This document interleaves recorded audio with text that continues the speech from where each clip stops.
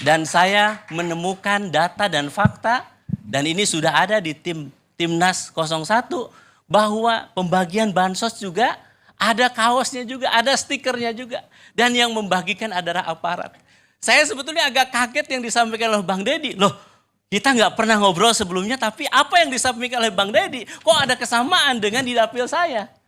Di Jabar 7, pengerahan aparat, kemudian mobilisasi, dan penggunaan dana bansos untuk kepentingan salah satu calon. Jadi saya katakan ini wajar kalau surveinya bisa seperti ini. Bukan karena tiba-tiba orang memilih, oh ini karena mungkin program bansosnya menggelontor, kemudian kami menentang bansos, kemudian yang menerima bansos simpati dengan 02. Enggak, karena memang ada by design. Yang kita lihat, yang kita duga yang itu dilakukan. Itu sebagian ada amplopnya juga tuh, bukan cuma... Betul, saya kaget juga 300.000 kok. Loh nilainya kok sama dengan di dapil saya. Terus cara-caranya memanggil aparat juga kenapa sama? Inilah yang kita saat ini bangun komunikasi. Bahwa ada kesamaan-kesamaan itu di luar dari praktek-praktek yang mungkin, saya mohon harus katakan ya. Ketika kasus MK, ada delegitimasi terhadap MK. Kemudian Bawaslu juga demikian. Sebelum MK tadi ya, penyaluran bansos itu melalui kementerian apa? Nah ini yang jadi persoalan. Saya harus katakan, Mensos Risma tak dilibatkan dalam pembahasan bansos.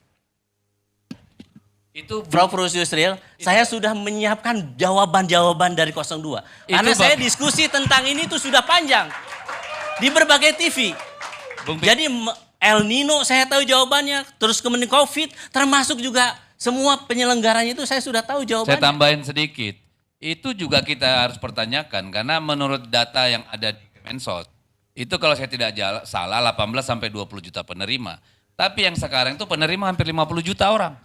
Nah persoalannya, ketika tadi persoalannya tidak melibatkan Kementerian Sosial, datanya tidak digunakan, lalu datanya siapa?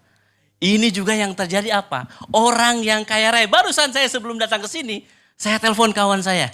Benar nggak yang menerima orang kaya raya juga? Banyak juga orang yang mampu menerima bansos ini. Pertanyaannya, bansos ini apakah memang untuk menyelesaikan persoalan El Nino atau ini menjadi bagian APK atau bagian dari stiker atau alat kampanye ditambah dengan bansos negara ini. Ini saya ingin katakan apa yang saya sampaikan di berbagai forum tentu tidak punya makna apa-apa. Kecuali apa? Rakyat menghendaki ada forum terbuka yang lebih transparan untuk membuka ini. Dengan cara apa? Memang salah satunya hak angket. Karena dengan hak itu maka rakyat bisa tahu.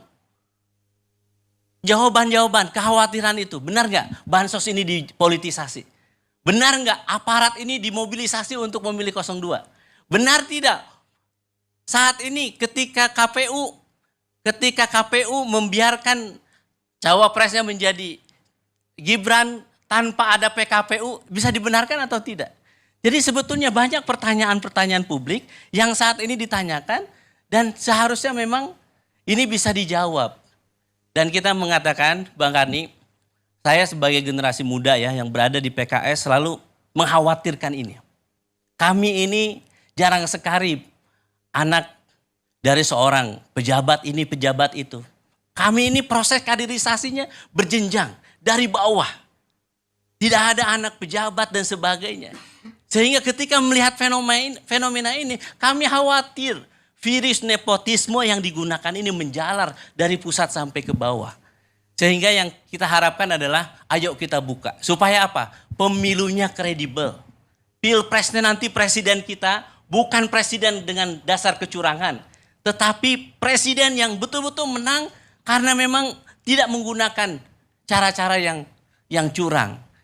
Jadi kami sangat berharap bahwa hak angket tentu kami dari PKS, sikap kami dengan 01 yang lainnya menunggu juga keseriusan dari 03. Kenapa? Hak angket itu memang 25 orang dari 2 fraksi pengusulnya. Tetapi kalau mau serius, maka kita butuh seluruh anggota dewan minimal 50% plus 1.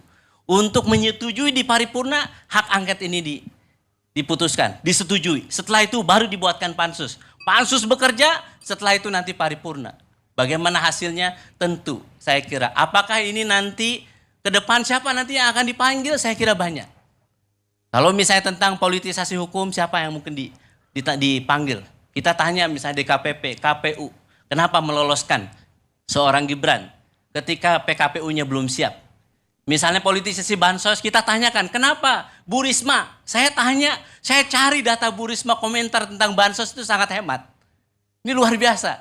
Bu Risma tidak mau komentar tentang bansos. Padahal dana bansos itu terbesar saat ini. Oke. Jadi dan misalnya aparat hukum, politisasi aparat, siapa yang akan dipanggil misalnya nanti? Saya kira Kapolri, kemudian nanti siapa lagi? Kementerian Desa dan sebagainya. Nah bagi saya, ini adalah pertarungan bagi kita. Kenapa saya harus jawab Bang Maman? Kenapa kita dari saat ini, sebelum nanti siapa yang menang dan siapa yang kalah? Supaya kita ingin tahu bagaimana cara mereka mendapatkan suaranya itu. Apakah fair atau tidak? Supaya apa? Supaya kita lihat ada keadilan. Ada orang yang curang yang dihukum dari berbagai kalangan. Siapapun mereka yang curang, yang melanggar konstitusi dan undang-undang, maka harus mendapatkan ganjaran yang setimpal. Saya kira itu. Terima kasih.